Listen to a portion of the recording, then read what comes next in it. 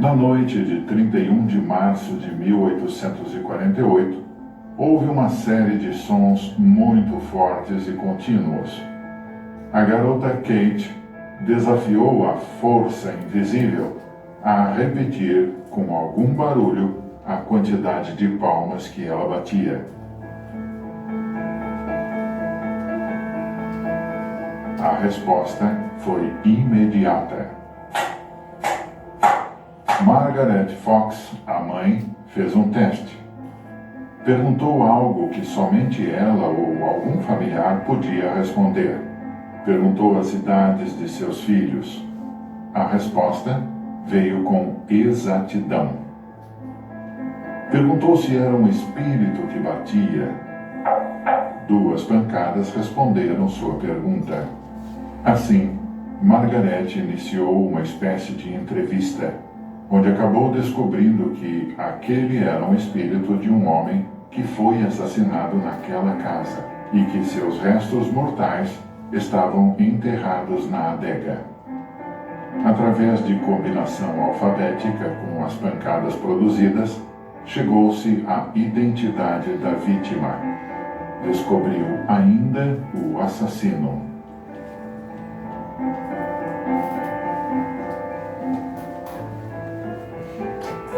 A família chamou os vizinhos para que estes presenciassem os fenômenos. Assim, em poucos dias, a casa passou a ser visitada por um número cada vez maior de curiosos. Na época dos fenômenos, as 2 garotas, Margaret e Kate, foram afastadas de sua casa, pois suspeitavam que os fenômenos eram ligados à presença de ambas. Entretanto, os ruídos acompanharam as irmãs Fox. Em algum tempo, os fenômenos já aconteciam nas residências de outras famílias. Isso fez com que surgisse uma onda espiritualista que passou da América para a Europa, onde o terreno já estava preparado para o estudo, aliada ao desenvolvimento científico. A forma mais comum de manifestações na Europa foi a das mesas girantes, fenômeno que chamou a atenção de filósofos como o intelectual Denisard Hippolyte Léon Rivail, futuro Allan Kardec.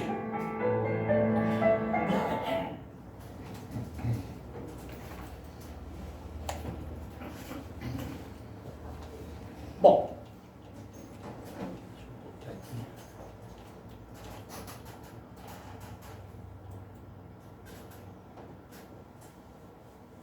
Kardec, então, era um ateu, materialista, magnetizador. Ele era um estudioso das obras do Mesmer, que tinha criado o magnetismo pouco antes que ele, e professor de língua, de geografia, já escritor de livro, e tinha trabalhado com grandes educadores do mundo, Pestalozzi. Ele havia trabalhado junto com o Pestalozzi. E daí o Kardec é convidado por um amigo para ir numa sessão das mesas girantes. Nessa época era tão forte isso na França, as mesas girantes, que quando você recebia um convite para ir numa festa, já no convite constava o seguinte: vai ter música, vai ter comes e bebes, e depois uma sessão de mesa girante. Era a festa do momento. Então todo mundo se reunia para ver as mesas bater as perninhas no ar. Bom, Kardec é convidado, e quando ele é convidado, ele disse assim: olha, isso aqui para mim é besteira, vocês, por favor, não me convidem para essas bobagens, que isso é coisa de fanático, religioso. Quer dizer, religioso não, porque ninguém falava de que era religião nessa época. Isso é coisa de fanático, é coisa de louco, eu não vou nisso aí. Mas os convites começaram a vir cada vez mais fortes. E até que um dia uma pessoa muito importante que chega aí, ele diz assim: você tem que ir, e ele vai.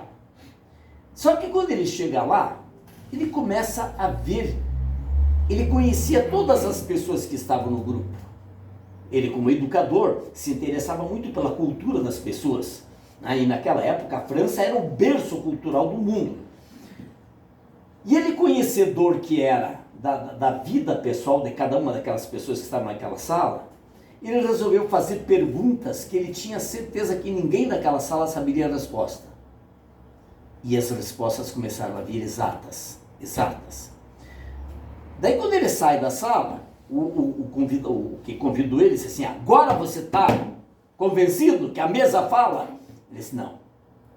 Enquanto você não me provar que a mesa tem um cérebro, eu não vou aceitar que a mesa fala. Porque essa mesa, ela respondeu coisas com inteligência, e mesa não tem cérebro. Porque imagine, naquela época nem se falava de espírito, né? Tinha-se noção de o que é um espírito. Nossa, Deus é um fantasma, é coisa do outro mundo, né? Mas uma mesa respondendo perguntas. Se fosse no dia de hoje, a gente dizia assim: é um computador que está respondendo perguntas, né? Eu falo com o meu celular toda hora. Ok, Google, bom dia. Ele diz: oi, seu Carlos, tudo bem? Hoje vai ser um dia lindo, papapá. Conversa comigo, né, o celular. Mas naquela época não era comum. Daí ele resolve pesquisar as mesas. E começa a fazer um rol de perguntas que ninguém sabia as respostas. E manda a pergunta para todos os grupos de Paris que tinham ali fazendo isso. E as respostas que vinham, independente dos grupos, eram as mesmas respostas. Certas, todas elas.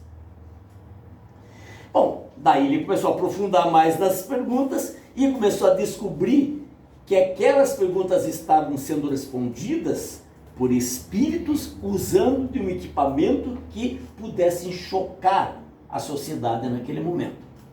Então ele se debruça sobre esse assunto e escreve o Livro dos Espíritos, o Livro dos Médiuns, o Evangelho segundo o Espiritismo, a Gênese, obras póstumas, e depois ele monta uma revista que durou 10 anos, que é a Revista Espírita.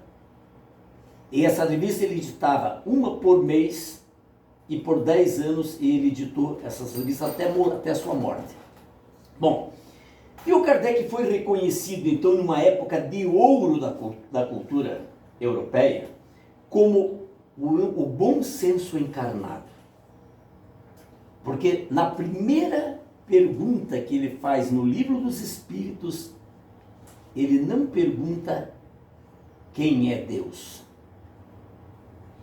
Ele pergunta: o que é Deus? Já começa por aí. Porque qualquer ser humano que fosse fazer essa pergunta ia dizer quem é Deus. Ele não queria saber quem era, ele queria saber o que era Deus. E quando ele tem a resposta que Deus era o princípio inteligente e criador de todas as coisas, é a melhor definição de Deus que você pode ter em qualquer livro.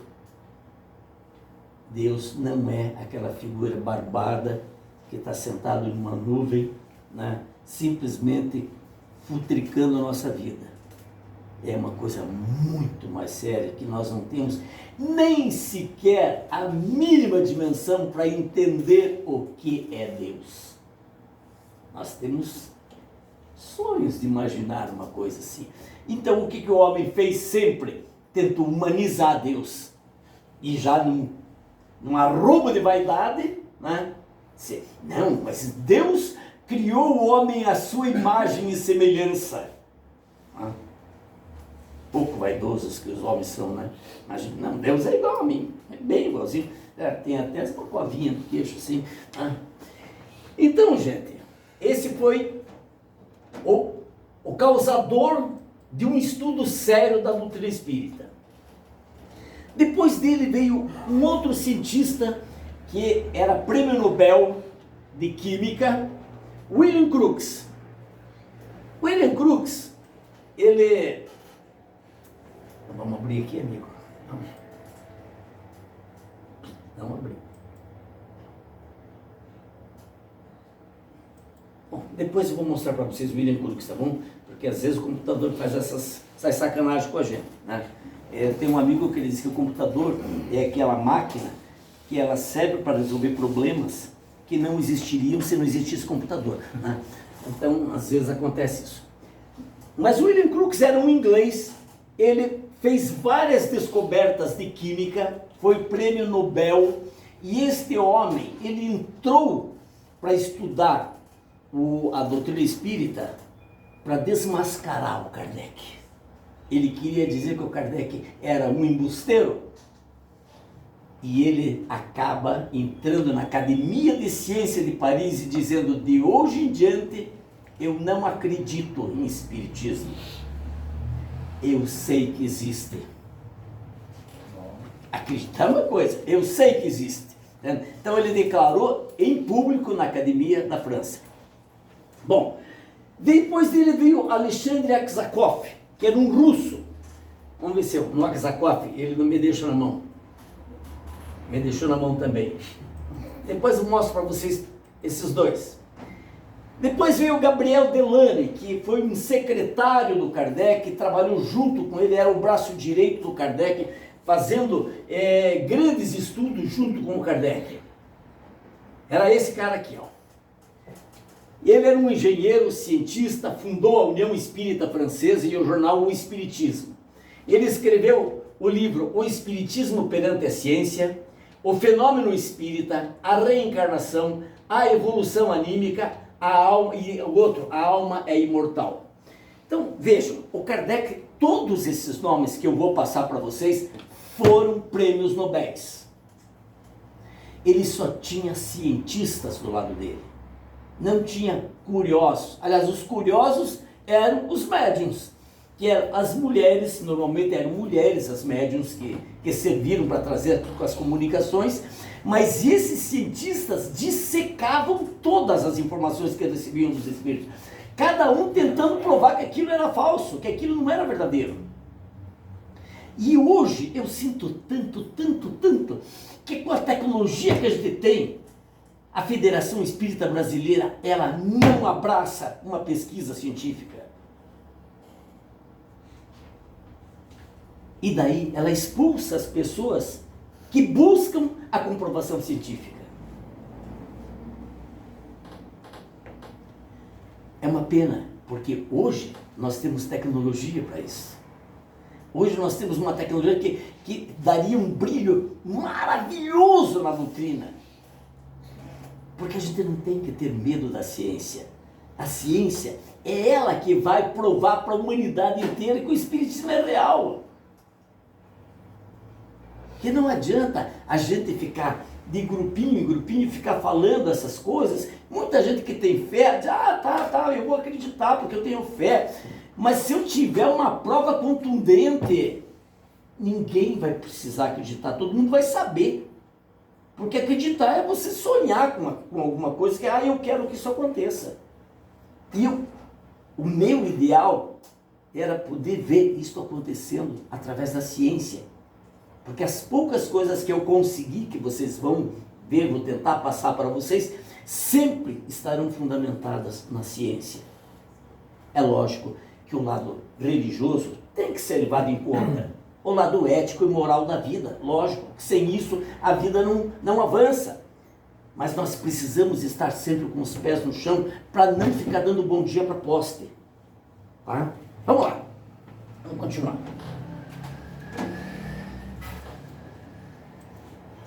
Depois vem um outro nobre americano, inglês, não americano, inglês. Esse é famoso, né? Esse acho que todos vocês já ouviram falar, Arthur Conan Doyle.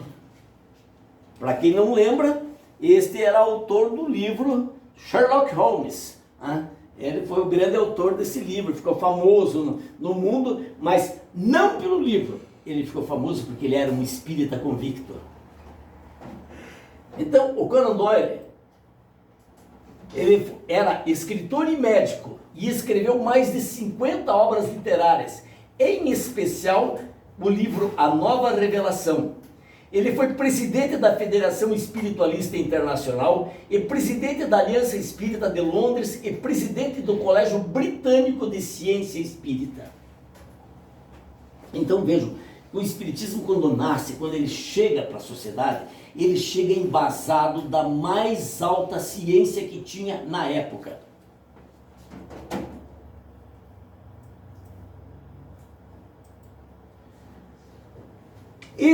O sétimo é o italiano, Cesare Lombroso. O Lombroso também era um grande estudioso, né?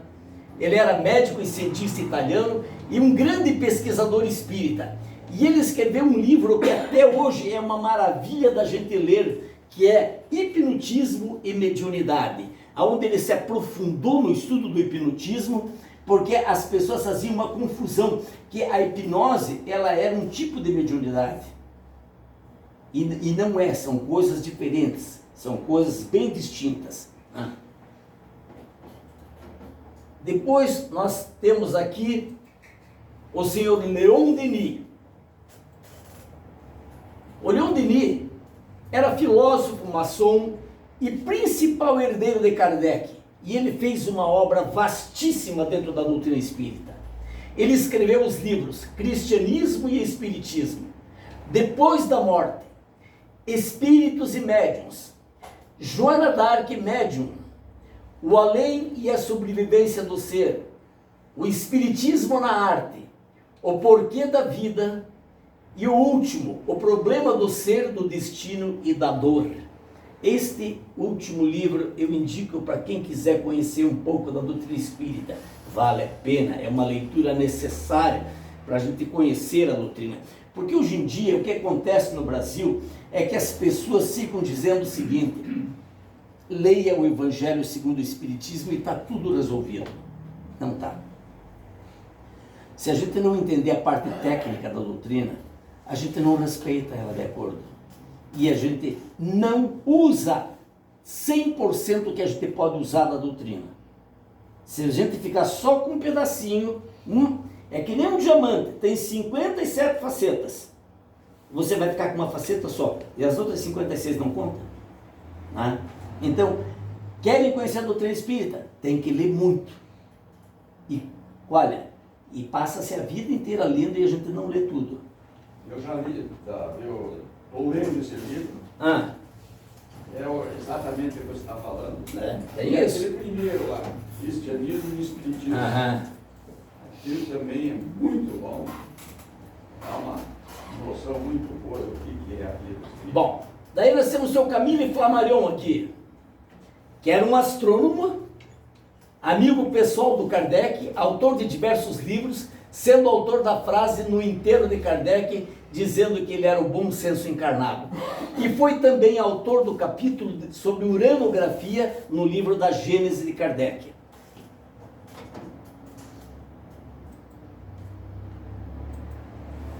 E por último, outro italiano, Ernesto Lombosano. Aqui de novo, ele me deixou na mão. Uma outra hora eu mostro os filmes dessas pessoas para vocês, porque esses aí eram filmes. E daí, opa, esse resolveu falar.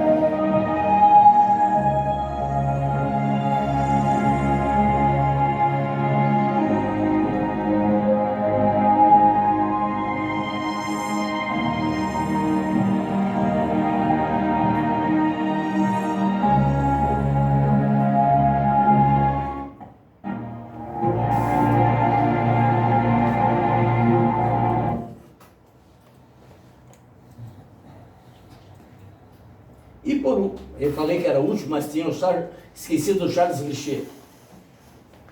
Charles Richet foi um médico fisiologista francês, descobridor da soroterapia e da anafilaxia. Foi laureado com o Nobel de Fisiologia ou Medicina de 1913. Então ele foi o precursor da parapsicologia e tornou-se um grande defensor do espiritismo. Esse é um homem muito importante também no mundo, principalmente por tudo que ele escreveu, e hoje as pessoas seguem, uma parte da ciência segue a parapsicologia, nasceu com ele.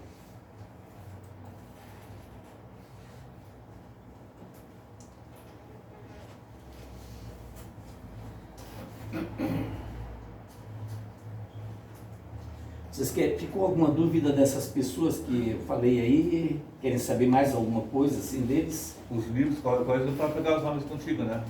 A bibliografia, depois eu passo para vocês toda a bibliografia. Nós vamos ter bastante tempo para falar sobre isso, né? Então vamos começar agora com a aula número 1, realmente. A aula número 1, só eu quero passar uma coisinha aqui, vocês que são da casa já vamos trabalhar.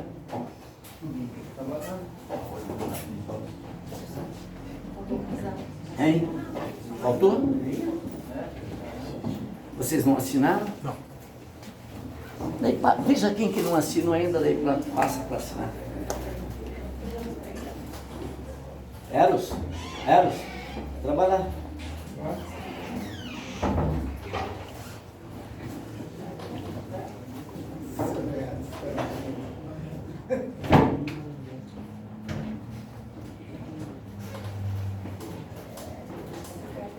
Você vai, ela fica.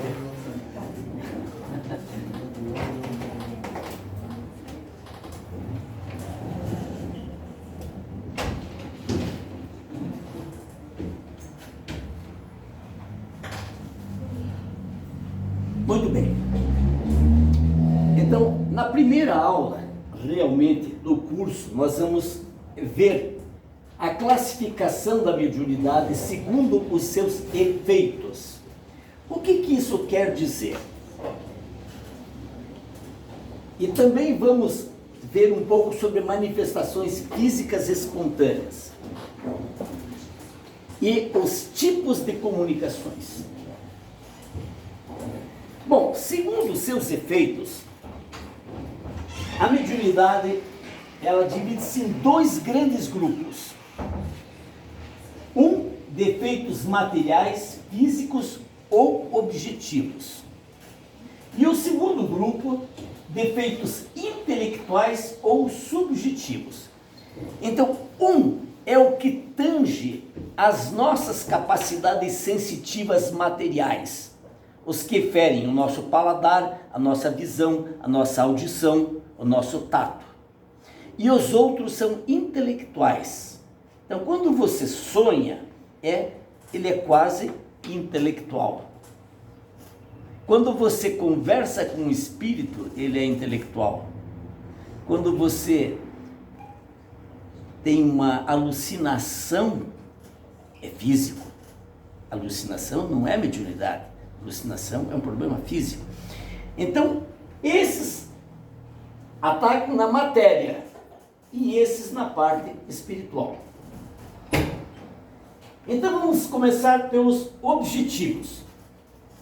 Os objetivos são os que ferem os nossos 5 sentidos. Então, o primeiro deles, materialização.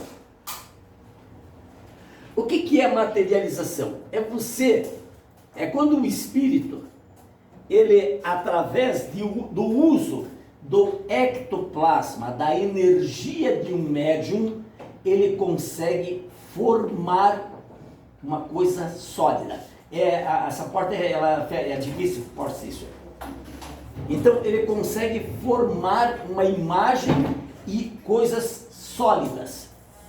Por exemplo, aqui nós temos um exemplo bem nítido.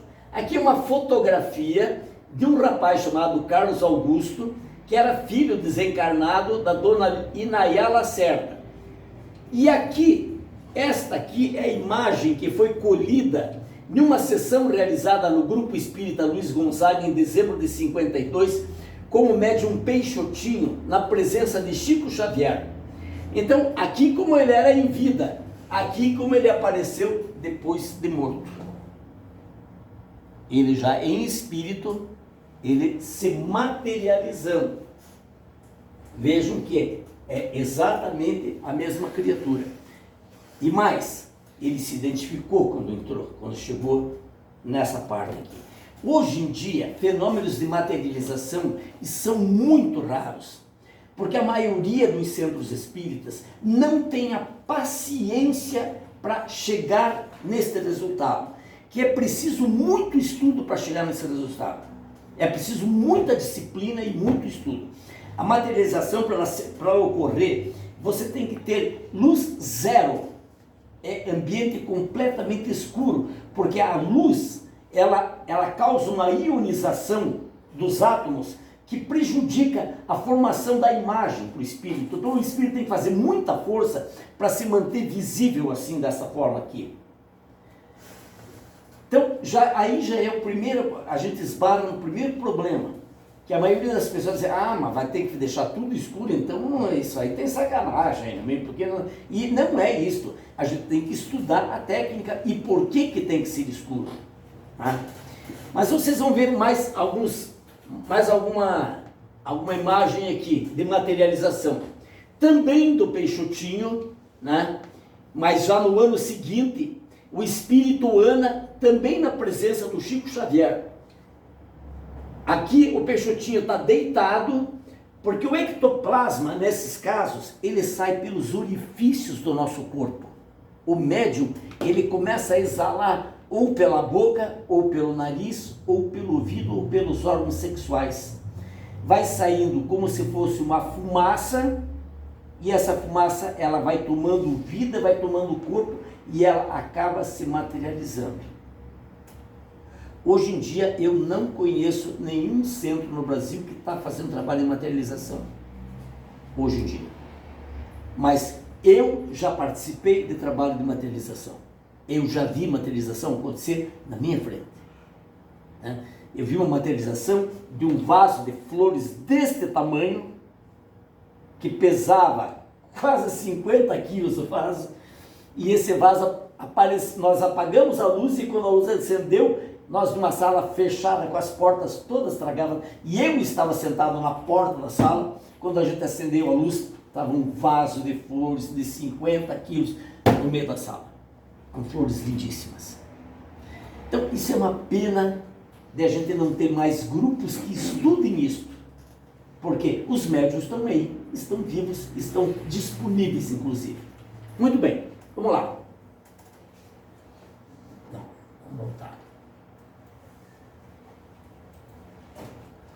Um outro fenômeno é a transfiguração, aquele que eu já falei para vocês um pouquinho ali, que é a questão do médium, ele modifica os traços fisionômicos do médium. Então ele fere, e esse é comum.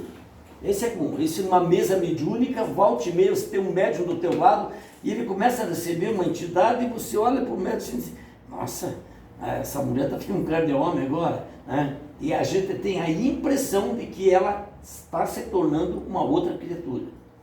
E é momentâneo só, isso é uma coisa que acontece no momento e já desaparece e não acontece mais. Bom,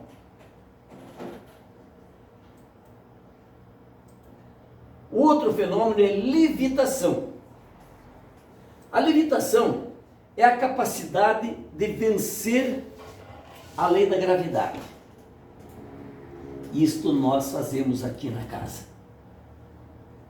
Aqui na casa a gente já fez várias vezes levitação aqui. E vocês, quem sabe, vão ter a chance de também um dia participar de um trabalho desse de levitação. A gente coloca uma pessoa numa maca e botamos 3 ou 4 médiums em volta daquela maca, todo mundo com as mãos a 50 centímetros da pessoa, e a gente faz essa movimentação e a pessoa levita e fica no ar. Levitando. Ele não tem macaco, não tem fio puxando, não tem nada. É uma capacidade física que dá para fazer. Na Índia, a levitação é tão comum na Índia. Primeiro eu vou falar daqui desse Colin Evans. O Colin Evans estava num teatro em Londres E de repente, ele sentado no teatro, ele começou a voar no teatro. E isso causou um espanto maluco. Numa outra ocasião, ele estava no teatro que era no segundo andar, também em Paris, em Londres, e ele saiu voando pela janela e entrou pela outra janela no palco. E ele se tornou famoso no mundo por causa disso. Na Índia, as crianças brincam de levitar sozinhas. Faz parte do estudo hindu, do estudo das coisas, dos chakras e tudo mais, e elas conseguem levitar sozinhas. E aqui a forma como nós levantamos as pessoas aqui. Aqui, esse cara aqui é o Uri Geller. Lembra do Uri Geller? Sim. Né? Pelo menos eu ouvi falar, né? Ele tortava faca e tudo mais. Mas ele também fazia isso aqui. Então aqui uma pessoa sentada e os médiuns todos com a mão em cima da cabeça e de repente a pessoa levanta voo e vem na mão deles. Isso é maravilhoso. Quando você vive um momento desse assim, é um bálsamo para o espírito da gente. Você diz assim, pô, mas isso não é mentira, isso existe de verdade. Dá para acontecer. Pode falar. E por que hoje em dia nas casas não é mais praticado isso? Eu tenho uma resposta que ela mata todas as perguntas isso aí.